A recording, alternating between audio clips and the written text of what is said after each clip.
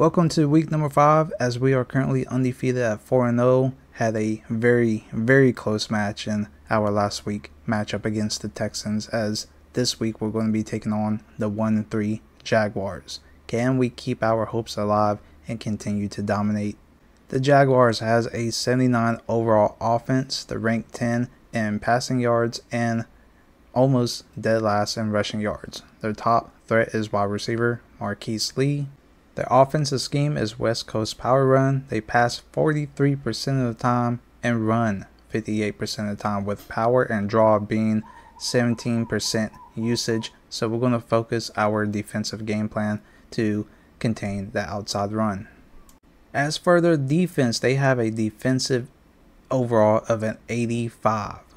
They're ranked 7th in sacks and almost dead last at 31st in interceptions. Their top threat on defense is cornerback Jalen Ramsey.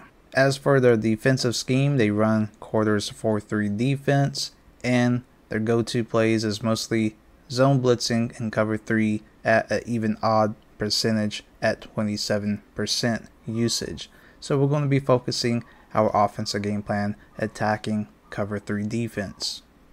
Taking a look at the key matchups and the team overall, as heading into this match we ended up upgrading to an 82 team overall compared to last week, as we was at an 81. For Jaguars, the top players is Jalen Ramsey, Calais Campbell, and Telvin Smith. Jalen Ramsey and Calais Campbell is the only X factors for this team. Jalen Ramsey has shutdown X factor ability with universal coverage and acrobat as his abilities. As for Calais Campbell, he has unstoppable force for his X factor ability and has reach elite and edge threat abilities. So heading into this game, can we continue to stay undefeated? Cam Newton, Dez Bryant has been really a great duo for this team, pretty much the puzzle pieces. Derrick Henry is slowly getting there for the ground game, and Greg Olsen is a great safety guard outlet for Cam Newton to hit in certain situations. Chris Hogan has been stepping up. DJ Moore has been stepping up. Eric Reed on defense has been dominating at the strong safety position, helping out Luke Kuechly. As always, Luke Kuechly is dominating at the middle linebacker and holding it down for our defense to continue to dominate. But last game we had a very close challenge. Can we break away heading into this match? Let's see and find out. I'm going to let you guys enjoy the gameplay, and I'll see you guys at the end of the match. Alongside Charles Davis, I'm Brandon Gaudin. And Charles, we look at this Panther ball club as they interplay here. It's been all systems go in this first month. They're off to a 4-0 start. And it's got folks believing that this is a team that's built to go all the way. You can't win the Super Bowl in September, but they're telling everyone that they're going to be there in the end. Meanwhile, for the visiting Jaguars, they too were winners last time out, so something's got to give here. And I love it when both teams come in off of wins. Great mindsets, and it usually leads to a really well-played game. Nick Foles ready to bring out this Jacksonville offense. Nick was the MVP of Super Bowl 52, of course. Signed the big money deal to take over as a starting quarterback following the 5-year run of Blake Bortles, who wound up in L.A. And the offensive unit now for the Jaguars. And they're coming off a good win on the road last week, but they do know that they have a home game next week. So all the focus has to be, can they get a second win on the road and make going home that much sweeter? That's the intention in this ball game. The second down attempt there knocked down as it leaves the quarterback's hand, and it's incomplete. Eric Reed, the former LSU Tiger, making the play on the defensive side.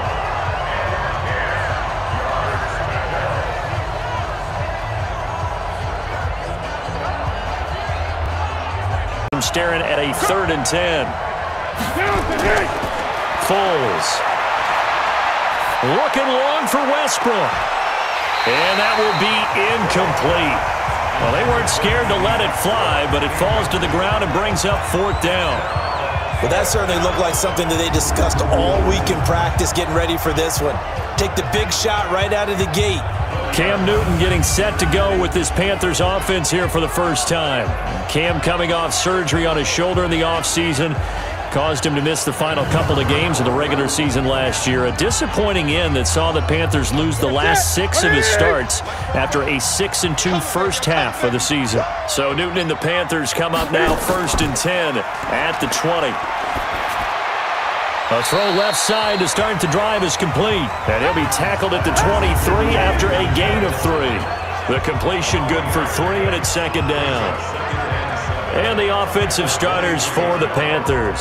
Wide receiver DJ Moore was drafted first by the Carolina Panthers in order to become their #1 receiver. And after some rocky moments as a rookie, really came on late in the season to become a great dual threat, both as a receiver and as a runner. In fact, quarterback Cam Newton is counting on him to be their top outside threat. Newton on 3rd down. Blitz coming, and down he goes. It always helps for a visiting team to come in and set the tone on defense. In fact, when we talked with them prior to the game, they said they wanted this home crowd to feel like they had to hide their valuables when they were in town. Well, the home crowd quiet now early. See if their offense can take over and get some points on the board. So on 4th down, kicking it away here, Michael Pilardi. Back deep for the Jags, D.D. Westbrook. Pressure comes, and the Jags block it. Now it's scooped up, and this is a live football. And they will score. It's a Jacksonville touchdown. In for the score, as his guys are able to strike first here in this opening quarter. Partners, you well know every block punt wasn't necessarily a called block. Sometimes the guy just finds his way back there. Doesn't matter. The play happens, and that one turned into 6 points. For a look at our starters here on defense, they've been very good against the pass so far this year. #4 in the NFL right now. Yeah, defending the pass hasn't been an issue for them. It's been stopping the run. And if they don't stop the run, they can't get back to their strength, which is guarding against the air attack. An incomplete pass leads to 2nd and 10 from the 25. Y'all playing the wrong football. Derrick Henry. And they get him down, but not before he takes it across the 40-yard line. It's a Panthers 1st down, 17 yards on the play. Now a handoff here to his running back. And they'll get him down as he's inside the 40. Here's Newton. Going back to Moore. This time he's got it complete. And the stop will come inside the 5 at the 4. The catch good for 6 yards, but now it's 3rd and goal. DJ Moore went through some ups and downs his rookie season, but really came on strong late in the year. Finished with 55 catches, the most among Panthers not named Christian McCaffrey. And now with Devin Funchess gone to Indianapolis, he's going to be the true WR1 for the Panthers. This is caught, and he will take it across for a Panthers touchdown. Chris Hogan, his 2nd touchdown on the season, as his guys are on the board here in this 1st quarter. And that's exactly what you're supposed to do with good field position. You make the other side pay when you don't have far to go for the score. Down. That way you don't lose any yardage. Meanwhile, on 3rd down, they take a shot at the end zone, but it's incomplete. I'm going to need some help with this one. How did he miss it? Wide open in the end zone. He's not hurried. He's not hit. And somehow, incomplete? Yeah. What happened? During film study, that's one where he's just going to shake his head, not be able to believe it. So on 4th down, Jags kicker Josh Lambo comes on. From the right hash, it's a 38-yard attempt. The kick by Lambo is good. And they take the lead here now at 10-7. No quarterback ever goes out there saying, hey, let's get 3, right? Under a heavy rush, and down he goes. They can't stop Bruce Irvin there as he slips in for the sack. Brandon, if I'm an offensive coordinator and I see an all-out rush like that, I file it away because I'm going to use their aggressiveness against them as this game goes on. I'm going to hit them with a screen soon.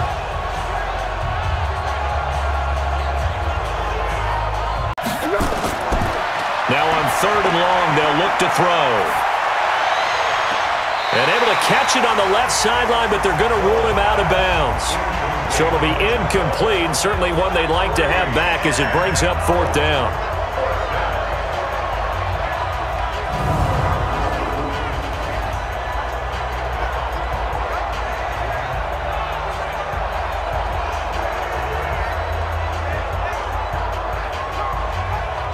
The Panthers on third down. They've hit 2 for 4 thus far. This is 3rd and 11.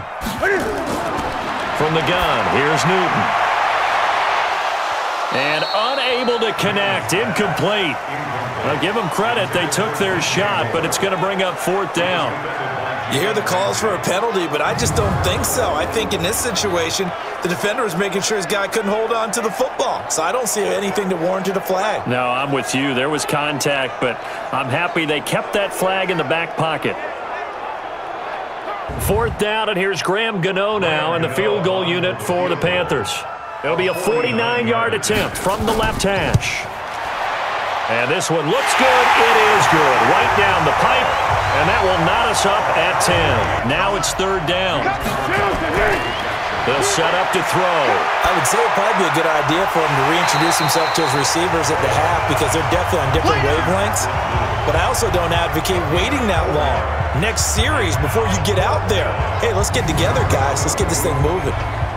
One hallmark of good defenses is understanding the game, understanding positioning, and tackling immediately in the secondary after catches. I think we just saw. He's been a busy man here in this first half as he gets it away. And that will bounce out of bounds before they can get a return going. Right at the 1-yard line. Excellent coffin corner punt. Dez Bryant now, he gears up to help lead this offense again. Well, September sure treated him kindly. Now we flip over to October. Any reason to think that those numbers drop, or can he keep the pace up? Well, he can keep the pace up, but it's going to get a lot more difficult now. To me, it's a lot like baseball, all right? When guys, when they first hit the league, whether it's a pitcher or a hitter, and they go through the league the first time and they're hot, they're going, wow, what a phenom.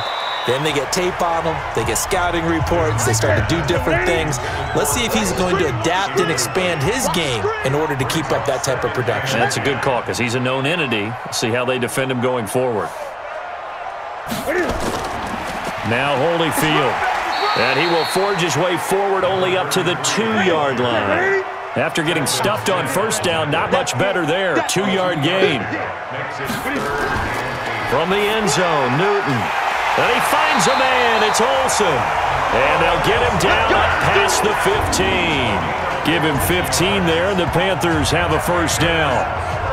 Yeah, Greg Olsen's back for his 13th NFL season. The last 9 have been in a Panthers uniform. Only 9 games for him a year ago, 7 the season before due to injuries. But when healthy, a 1,000-yard receiver in 2014, 15, and 16. Thanks to that last play, a little more room to operate. 1st and 10 at the 18. Here's Newton. And they get to Newton and take him down for the sack. Sacked by the outside backer, Telvin Smith. And plays like that really hurt play calling. They had a really nice gain on the previous play, but gave about half the yardage back on the sack. Excellent pressure up front. Nowhere to go with the football. Down he goes. He can run for it, and he will. He'll have a first down past the 40. A big-time gain there on the keeper, using his legs to hurt him. First down. From the 40 now on 2nd down. Newton, and they've got the hook up. This is Olsen. And he's going to have another first down as the tackle's made at the Jaguars' 22-yard line. 10th carry now for Derrick Henry. And they'll get this down to the 10. 11 more yards that go around, a first down as well. 2nd and 10, Newton again. And he'll take this into the end zone. Touchdown, Carolina. Greg Olsen, his 2nd touchdown on the season, as his guys are able to regain the lead. The big fella was the recipient there for that touchdown pass, and it seems like more and more the tight end is the guy you have to worry about most in the passing game. As a 3rd and somewhat manageable now, not so manageable. Exactly, because you had a play call on that you felt like, hey, this could go quick, and it doesn't take much to get it done. Now, you got to start thinking about a little bit of a deeper route type of a call, especially if you want to throw it. And brought down, but not before reaching the 45-yard line. Give him 18. It's a Carolina first down. I think it all came together there. In-breaking route, drove it with excellent pace, Money throw right there to move the sticks.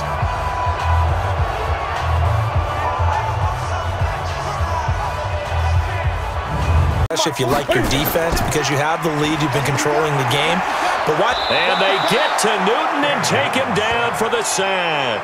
Telvin Smith able to get in there for his second sack of the afternoon. Like how they've started the third quarter here. They force a punt on the first drive, and after this sack, it looks like they'll be forcing another one as well. Absolutely. Maybe got their second win coming out of the locker room. Something from deep in the bag of tricks here after first and second down went backwards. It's third and very long. Now Newton. And that'll be incomplete.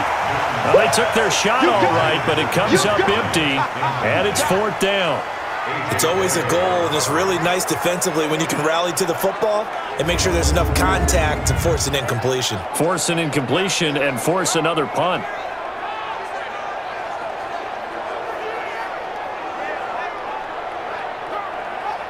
And the Jags with 5 in the secondary now on third down. A shotgun snap for Newton. And look at this. They get the turnover they needed. It's intercepted. Picked by Ronnie Harrison. And he will take this one home. It's a touchdown. What you just saw there, first-round talent, second year, even more success. A pick six for a touchdown. A great play. And it's tough for these guys, you've told me before, to adjust in the secondary as a first-year guy. So that sophomore season is big for them. They really start to expand the playbook for them even more. Sometimes they dumb it down a little bit to make them comfortable year one. By year two, they should have all the nuances, and now they've adjusted to the speed of NFL play as well.